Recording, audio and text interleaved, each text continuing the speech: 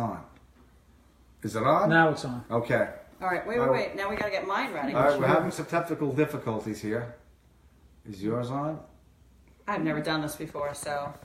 Let's get that on. Hold on a minute, folks. All right. Finish? What is this? I think I'm on. Finish. Okay. Anyway, you were on. I was on. Oh, you are on. Oh, no. No. Delete. Hold on a minute. We're having some technical difficulties here. Hit live, that one right there. Yeah. Uh-huh. Start live video and hand it to him. Okay. There you go. Okay. All right. Sorry for the Is that right? No. You got to flip it around the other way. Yeah, there you go. Okay, good. Put it down. Okay, now Just put it point down. towards us. Okay, it's reversed. Oh, now we can see each other. Okay. All right, that's a All little right. different. All right, folks. Welcome to Trotta Talks. This edition is called the camera. This edition is called The Camera Falls Down. It's called Beauty and the Beast. Oh, stop. Okay. So Trish Bergin, the Islip Town Councilwoman, is the beauty, and I'm the beast, clearly. All righty. And we're going to talk about a variety of different things, and we've decided to start off with a scandal that's been brewing over the past few years, and it has to do with our great friend, Chief Burke, and the recent lawsuit that was settled. And Trish, what do you think of $1.5 million? Yeah, so $1.5 million. Now, this is what I have to ask, because I know that you're retired from the police department before you became a legislator. If I'm the county executive and I'm looking to select my police chief, and I'm going to call in a bunch of top-ranking police officers to do the interview, don't I ask them, or aren't I allowed to ask them to bring in with them their internal affairs file so that we could review it, so that I could make an adequate determination, an informed determination on who should be my chief of police? I would say that would be like the first thing you would do for anything. Of course you would. Right. So that's perfectly allowed. 100%. But that clearly didn't happen. Because we've... Yes, because if he would have known about conduct unbecoming. Right. And what's more troubling than that to me is after he picked him, everyone knew it was going on. But this is on the cover of Newsday years after he's the police chief, and the county executive does nothing. Zero. Nothing at all. Yeah. Just says, oh, I stand by him. And then after that, this comes up. The federal government, the FBI, is probing him. So what the first part of this talk is going to be about is what this led to. I mean, it went from here to the 1.5 million. But what people need to realize is what happened in between. So we're just going to give, unfortunately Newsday, no one reads Newsday anymore. But I'm going to show you a few things that happened because Burke, in his infinite wisdom... Actually, I read Newsday. Oh, I do a little bit. I mean, you and I read it, but a lot of people don't. Right. Didn't do anything. And what happened? He pulled people out of the DEA. He pulled people out of the FBI. So in the middle of this, 5 detectives. Right. No, but we have to clarify. So when he pulls the people out of the DEA and he pulls them out of the FBI, he's pulling them out of the Joint Task Force, where we had several layers of law enforcement coming into Suffolk County to try to help us combat both the heroin and the gang epidemic that we were facing. You're almost like a news reporter. Right. You're right. So, I speak in... just to clarify. Yes, it is. So when he pulled all of those, when he pulled out of that... Heroin home delivery, the cover, right? So heroin is not grown in Suffolk County. It's not manufactured in Suffolk County. It's brought into Suffolk County. Wouldn't you have people in the DEA task force? No. He pulled them out. When you look at how New York City handles... heroin and all, they have multiple layers of agencies working tandemly to solve a crime or to take down a drug lord. That suddenly didn't happen here in Suffolk. And what happened, having been in the FBI Violent Crimes Task Force, which we'll get to in a second, I know that the agents working on Long Island didn't have the street knowledge that the cops had. I mean, some of them from out of the state, from down south, from the Midwest, they didn't have the network of informants. Right. To not have people embedded with them was absurd, ridiculous. It was like, it's literally criminal justice 101. And Correct. we allowed this to go on for years. And even when we saw the Gilgo Beach killing situation start to rear its very horrible head, the feds wanted to come in and they wanted to help solve the crime, and that wasn't allowed either. I think that the cooperation level was very, very low. I was there at the time. I mean, Yeah. I think the FBI flew a plane over and we took some high resolution images. But what happened after that? Gun crimes up 30%. Now these are, I'm holding this so people out there can see that this was in fact the cover of Newsday, and this is going on during this whole time.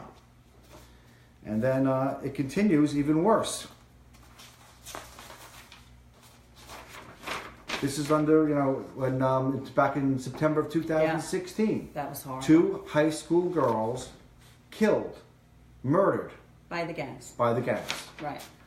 And then a short time later, I'm going to bring this up because I think it's very important that people know. This is June 1st, 2004.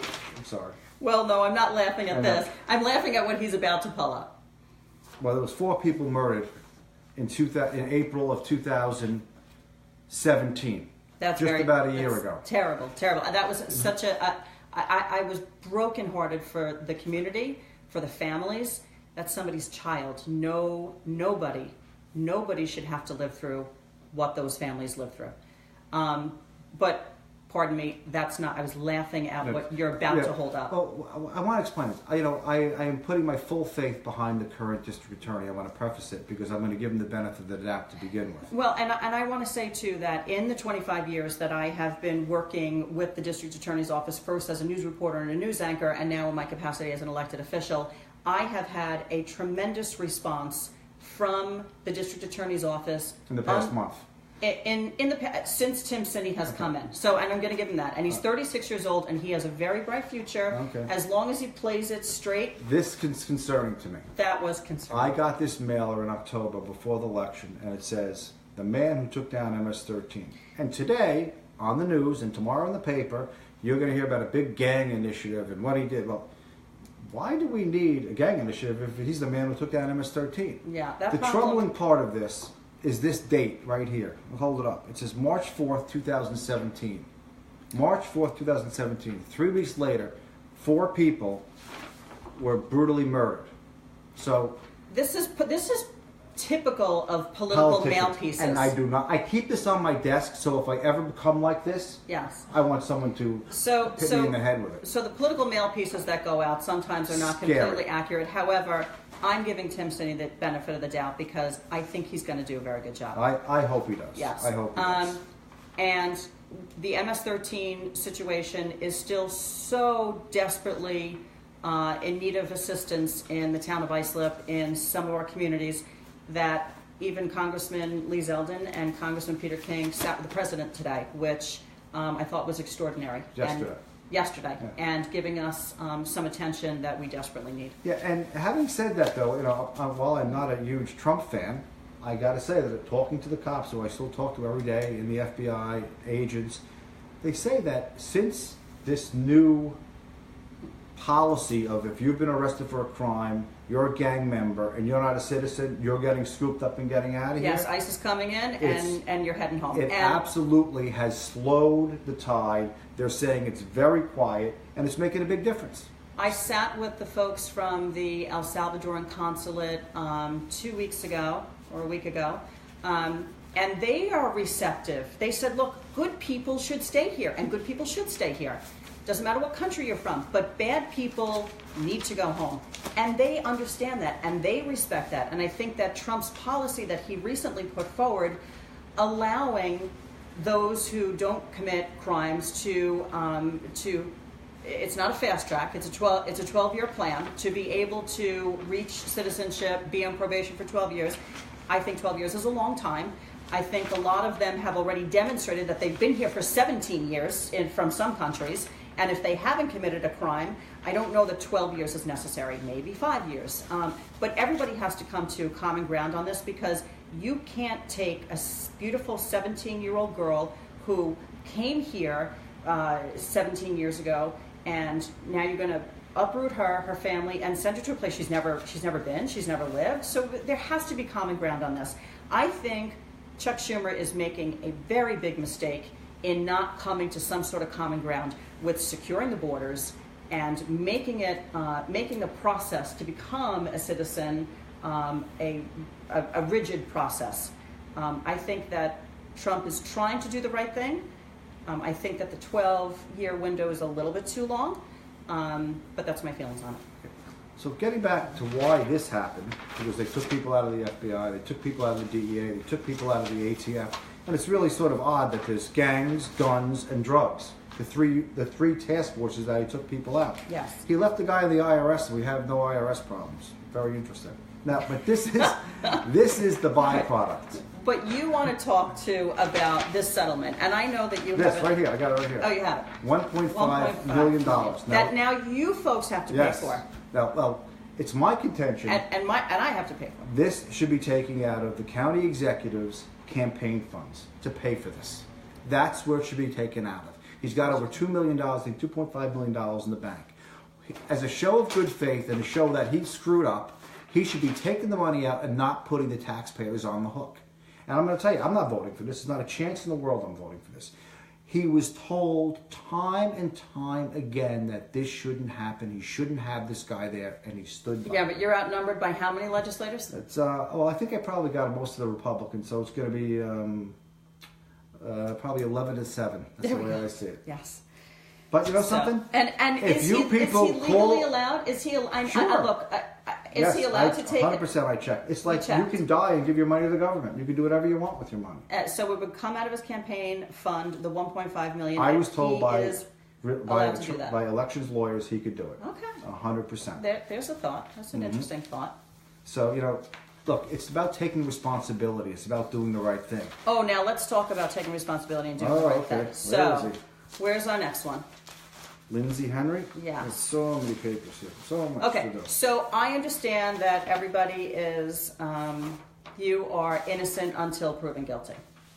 So go ahead, you can start it. No, it's it's a little disheartening to see in this time of domestic violence and all these things going on. It's just political payback. I think this sort of ties in with, didn't he just demote someone who ran against? All right, but who's sitting Democrat? Yeah, who's the him and who's the they? Okay, so I don't know who they are actually. Well, okay, so Lindsey Henry was decided, I guess, on his own accord that he wasn't going to seek re-election because he said that he wanted to spend more time with his kids and his family, and I can appreciate that. He's currently facing charges of some sort of domestic violence or abuse or assault, and he gets hired back by the town of Babylon to a $50,000 a year position. Part-time job, $50,000 plus health benefits, while he is currently facing criminal charges. Listen, Wouldn't you suspend anybody? You wouldn't hire them. You'd suspend them, I would think. I don't play the girl card. I don't wave the girl. I think if you're the best person for the job, whether you're a man or a woman, you should get the job. However, when we're talking about domestic violence on a woman, I have a big issue with this. Yeah, I mean, look, it's bizarre to me. First of all, he says he needs to spend more time with his family and his growing legal practice. Well, what happened to the growing legal practice? What happened to spending more time with his family? Well, now his legal practice is growing. Yeah. So look, this is the essence of what's wrong with government. There's too many, my brother-in-law, my sister-in-law, my cousin, my this job, my that job. I don't have anybody working in the government. I would, and if I did, I don't think I would have a problem with it. But it's got to be for the right reason. You don't just give a guy a job for nothing. If he worked for an organization that I was in charge of, and he got arrested, he'd be suspended. Right. And sometimes I think, to the fault of the elected officials or the people in charge, they have a sense of loyalty to somebody, and it clouds their vision of what is good and what's not good. For example, when that dumping scandal happened in the town of Islip, while I loved the employees who were working for me at the time, we terminated all of them. We did. It's the bottom line is this.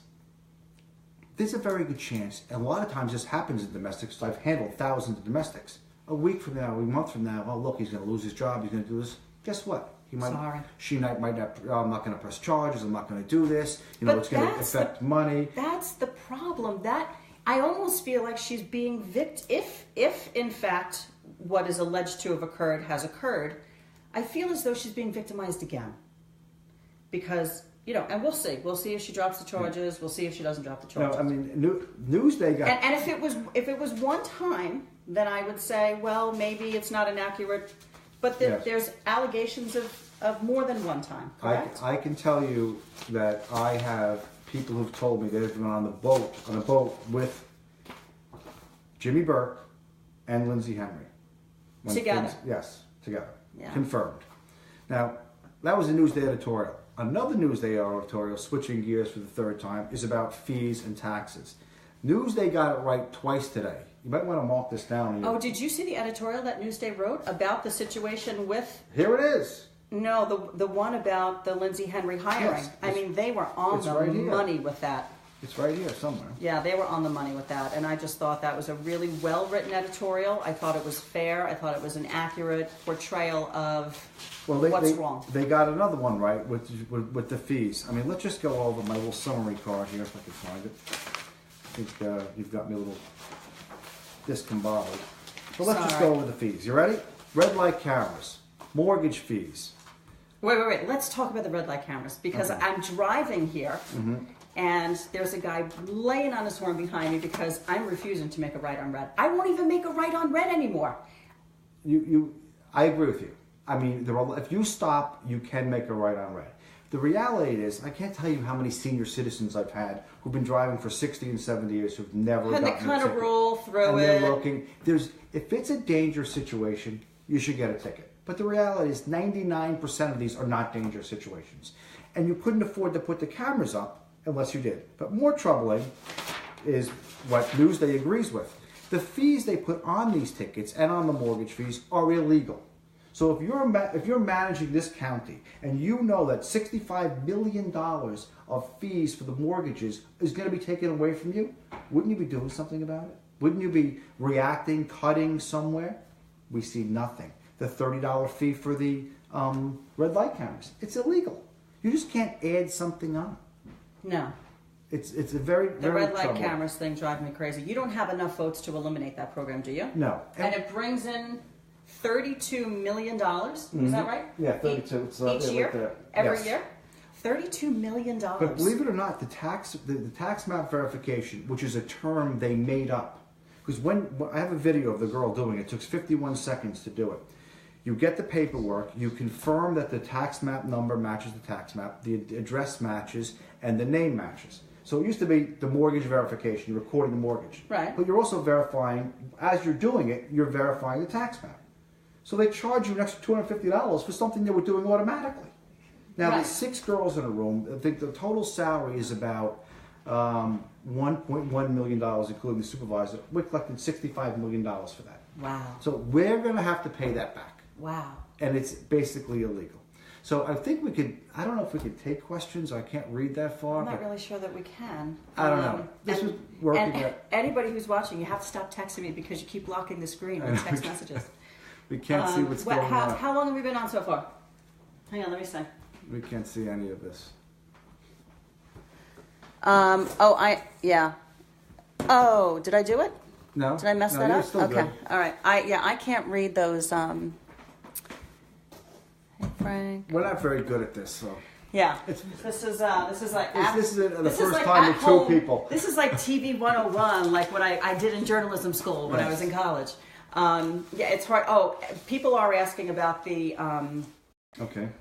So we voted on the parking meter program in the town of Islip because we were told that it was just going to be to prevent people from leaving their cars there all week and walking down to the ferry terminal and then blocking Main Street. Well, then the program starts to snowball, and now they're putting meters in the back parking lots and the train station. And I commuted into New York City for years, so I know the awful situation that commuters face when they're trying to buy their train pass. Now they got to pay for that. Now they're not getting great service. I don't want to make their lives any more difficult to try to get to their job and get home. So then I started to say, well, this isn't really what I signed up for. So then I asked, can we just pull these meters out? The revenue that we brought in so far has already covered the cost of the meters.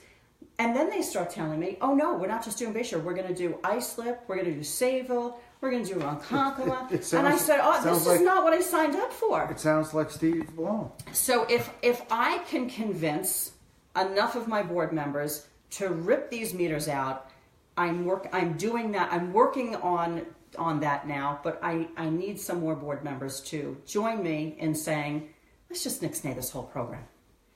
Yeah. It's very similar to the beach hut. I don't know if people are familiar with the beach hut. You have to explain all of that. Okay. The beach hut, which has pretty good food, I'm going to say very good drinks, apparently was not charging everyone, not paying their taxes and not reporting to the county. Now they weren't paying their sales tax? Sales tax. Yes, and probably just ringing them up and paying and just making cash on it. Right. But these are county-owned facilities that a company named Beach Hut comes in and runs, correct? Yes.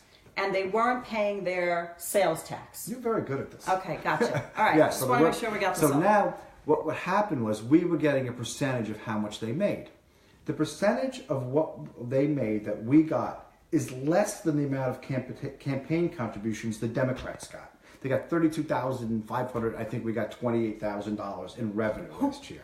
So, John Kennedy did a great job. I think they hit a camera. They watched some people. They interviewed people. They were ringing up drinks, and they were putting the money right in the cash register without ringing them up. So they lost the contract. They got arrested. The company took a felony. The gentleman who owns it took a misdemeanor. And they, at my request, and I'm sure they were going to do it anyway, they canceled the contract. So now they're scrambling to get a new company in, which is going to have a camera over it, and and be much more right. We could do a whole show on. The county isn't the only. The town of Babylon also. The town of Babylon was using them as well, and they also just recently canceled their contracts. I believe at their last town board meeting. They did. So now that kind of thing happens. I want to say all the time, and the root of all legal. I don't know if you'll agree with this. Is campaign contributions. I mean, the campaign contributions that come into these people, not so much you and I, because I don't really spend anything. I don't really spend a lot of money on campaigns. And most of the people who come to my fundraisers are like my neighbors and my friends and my mom. And I don't do a lot of... And I think that when you see an elected official who has like $2 million in their coffers, you have to start going, ooh, that's kind of scary. Yeah. Like, what goes on with that? Anytime, like I look at, I'm not going to use Steve Malone as an example, but it could be anybody. Anytime you're spending $3 to $5 million to get elected to a job that you collect $180,000 for, there's a problem. Yeah. It's basic mathematics. It's human nature. So the county put forward some crazy ethics language with regards to fundraising to make it so that... Oh, it passed. I talked about it in the last show. Oh, so talk to me about this. This is crazy. You, the taxpayer, are going to be... I'm now funding your campaign as a taxpayer. Yes. Yeah. 100%. And, well, it's not going to be for this next... they always make things like the plastic bag. They do it after the election. Tell us how it works. If you raise $12,500 in $250 increments or less, the county of Suffolk will give you $50,000. Now that's $62,000 that you raise. And that money is coming from OTB? OTB, which is tax money because it can be used for anything. It goes into a fund that will pay, but the money could have been used to reduce your taxes, for health care, to feed the poor, to hire more police, to hire more people to fill potholes. But instead, it's going to go for $62,500 in my pocket to run for office. Now, I've run for 4 elections. All 4, I haven't spent $40,000. So now if someone runs against me, they raise $12,500, I've got to do it to keep up with them. Not to mention the PBA Super PAC pumping in another $100,000. They made elections so much more expensive, it's ridiculous. Yeah, I don't think when you run for a legislative seat, because I run town-wide, but when you run for a legislative seat, there's no way that you're spending $60,000 on a campaign. They spend $160,000. The PBA alone, the Super PAC alone, spent $93,000 on Bill Lindsey's and Sarah Anker's campaign this time around. Now, this is the problem. When that contract comes up, what are they going to do? Of course they're going to vote yes. So what happens if, let's say, I'm running against you, and I'm a new person, and I've never been in government before, and you're an incumbent? You get that money, and I don't? You get it too. Oh, I get it too? If you run and raise $12,500, Yes. you get $50,000. If Mary Smith says, I love pink cats, and I want to be on the I love pink cats line that she gets the signatures for, and she raises $12,500, she gets $50,000 too. The independence person, the conservative person, anyone who raises $12,500 gets $50,000 in matching taxpayer funds. That's out of control. It's out of control. It's crazy. Well, listen, I think we're going to cut this off tonight. We learned this is a learning curve for doing it, two of us. How long did we do this for? I think half an hour. Half an hour. I think next time we're going to have to be able to take questions and interact a little bit more. Interact a little bit more. But we just thought we'd it's give so this a small whirl. we can't read it. We might do it. Yeah. All right. All right. All right. Thanks, everybody. All right. Bye-bye See now. you soon.